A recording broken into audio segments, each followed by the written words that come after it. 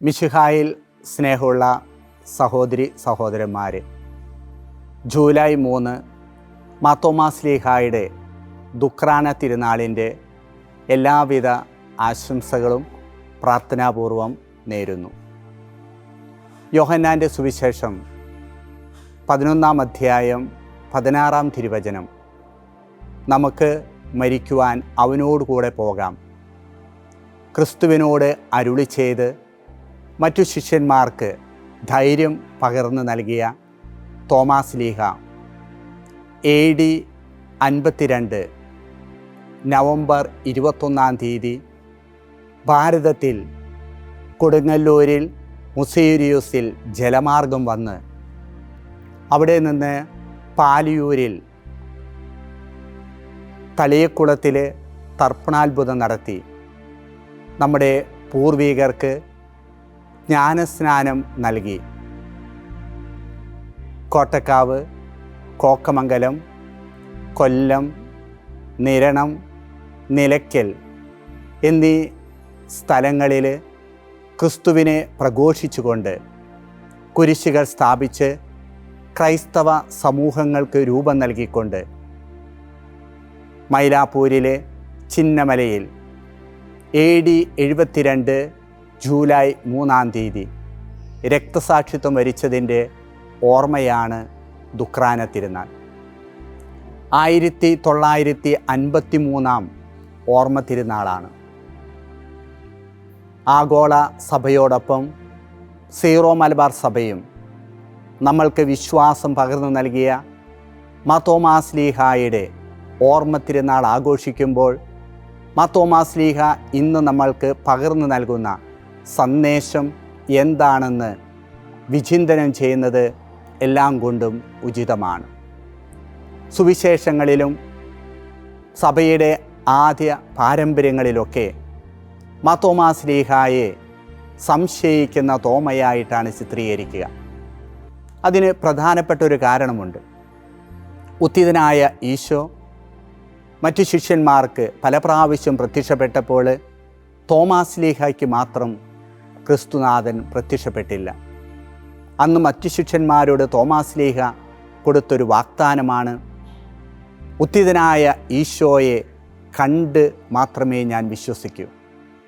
മാർത്തോമാ ശ്ലീഹായുടെ വിശ്വാസ തീക്ഷ്ണതയും നിഷ്കളങ്കതയും മനസ്സിലാക്കിയ ക്രിസ്തുനാഥൻ മറ്റു ശിഷ്യന്മാരോടൊപ്പം തോമാസ് ശ്ലീഹായും ഉള്ളപ്പോൾ പ്രത്യക്ഷനായിക്കൊണ്ട് പറഞ്ഞു, നിന്റെ വിരൽ കൊണ്ട് എൻ്റെ വിലാപിൽ തൊടുക. ഉത്തിതനായ ക്രിസ്തുവിൻ്റെ ഈ സ്വരം മനസ്സിലാക്കിയ ഉടനെ തന്നെ തോമാസ് ശ്ലീഹ തൻ്റെ ഹൃദയത്തിൽ നിന്ന് പ്രഘോഷിക്കുകയാണ്, എൻ്റെ കർത്താവേ, എൻ്റെ ദൈവമേ. നമ്മൾ സുവിശേഷത്തിൽ കാണുന്നത് അടയാളങ്ങളും അത്ഭുതങ്ങളും കാണുന്ന വ്യക്തികളെയും സമൂഹങ്ങളെയുമാണ്. ഈ അടയാളങ്ങളും അത്ഭുതങ്ങളും അന്വേഷിക്കുന്ന സമൂഹത്തെയാണ്. നമുക്കറിയാം, പൗലോസ് അപ്പോസ്തലൻ കൊറിന്തോസ്കാർക്കുള്ള 1 ലേഖനത്തിൽ 1 അധ്യായം 22 തിരുവചനത്തിൽ യഹൂദർ അടയാളങ്ങൾ ആവശ്യപ്പെടുന്നു. അതോടൊപ്പം തന്നെ മറ്റ് വിശ്വാസികൾ വിജ്ഞാനം തേടുന്നു. ഗ്രീക്കുകാർ വിജ്ഞാനം അന്വേഷിക്കുന്നു. എന്നാൽ പൗലോസ് അപ്പോസ്തലൻ പറയുക, ഞങ്ങൾ ക്രൂശിതനായ ക്രിസ്തുവിനെ പ്രസംഗിക്കുന്നു എന്ന്. ഇതുപോലെ തോമാസ് ശ്ലീഹ മുറിവേറ്റ ക്രിസ്തുവിനെ കാണുകയും ആ മുറിപ്പാടുകളിൽ നിന്ന് വിശ്വാസം സ്വീകരിച്ചുകൊണ്ട് തൻ്റെ സുവിശേഷ പ്രവർത്തനം ഈ ഭാരതഭൂമിയിൽ നിർവഹിക്കുന്നതുമാണ്. ഭാഗ്യസ്മരണാർഹനായ നമ്മളുടെ ഫ്രാൻസിസ് പാപ്പ തൻ്റെ ചാക്രിക ലേഖനത്തിൽ ഫ്രത്തെല്ലി തൂത്തി എല്ലാവരും സഹോദരന്മാർ എന്ന ചാക്രിക ലേഖനത്തിൽ വളരെ പ്രസക്തമായ ഒരു കാര്യം സഭയോട് ആവശ്യപ്പെടുകയാണ്. ഇന്ന് സഭ യുദ്ധമുഖത്തെ ആസ്പത്രിയായിട്ട് പ്രവർത്തിക്കേണ്ടവളാണ്. കാരണം സഭയുടെ അരികിലുള്ള എല്ലാ വ്യക്തികളെയും ഒരുപോലെ കാണുവാനും ഒരുപോലെ ശുശ്രൂഷിക്കുവാനും അവരെ ഓരോരുത്തരെയും കരുണയോടെ ചേർത്ത് നിർത്തുവാനുമാണ്. ഇതുപോലെ തോമാസ് ശ്ലീഹ ഉത്തിതനായ ആ ക്രിസ്തുവിൻ്റെ കണ്ടുകൊണ്ട് ആ ക്രിസ്തുവിനെ ഈ ലോകം എങ്ങും പ്രഘോഷിക്കുവാനായിട്ട് തയ്യാറാവുകയാണ്. ഇന്ന് നമ്മളുടെ ആഗോള സഭയും ഭാരത സഭയും ഈ മുറിപ്പാടുകളിൽ നിന്ന് വിശ്വാസം ഏറ്റുപറഞ്ഞുകൊണ്ട് ധാരാളം രക്തസാക്ഷികളും അതോടൊപ്പം തന്നെ വിശുദ്ധരുടെയും കൂട്ടായ്മയായിട്ട് മാറിക്കഴിഞ്ഞു.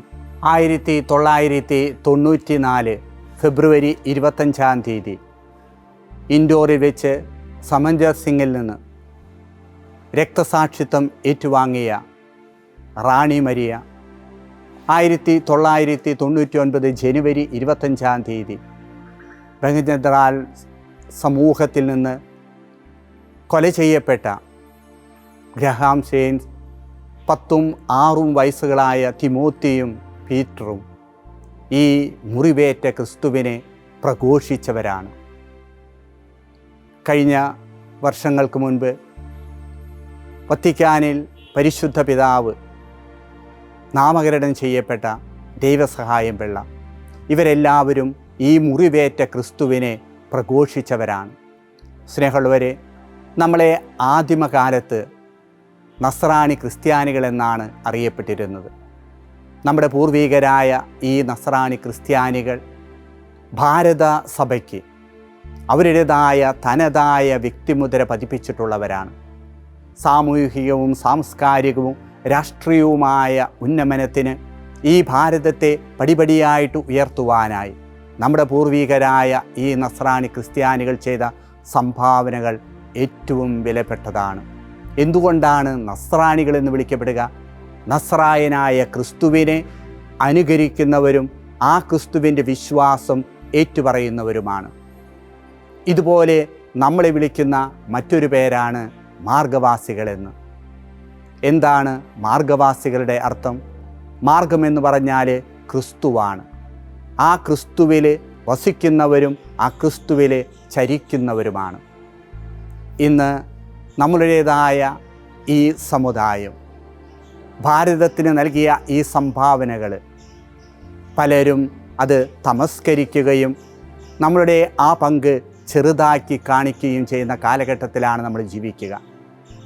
മാർത്തോമാ ശ്ലീഹായുടെ ദുഃഖാന തിരുനാൾ ആഘോഷിക്കുമ്പോൾ നമ്മൾ ഭാരതത്തിന് നൽകിയ സാംസ്കാരികവും സാമുദായികവും രാഷ്ട്രീയവുമായ ആ പുരോഗതി വീണ്ടും ഉണർത്തിയെടുക്കുവാനായി നമ്മളുടെ മക്കൾക്ക് അത് തലമുറയായിട്ട് കൈമാറ്റം ചെയ്യപ്പെടുവാനായി മാർത്തോമാ ശ്ലീഹ പകർന്നു നൽകിയ ആ വിശ്വാസം മുറുകെ പിടിച്ചുകൊണ്ട് മുറിവേറ്റവൻ്റെ മുറിപ്പാടുകൾ കണ്ടുകൊണ്ട് ജീവിക്കുവാനുള്ള പ്രതിജ്ഞയെടുക്കേണ്ട സമയമാണ്.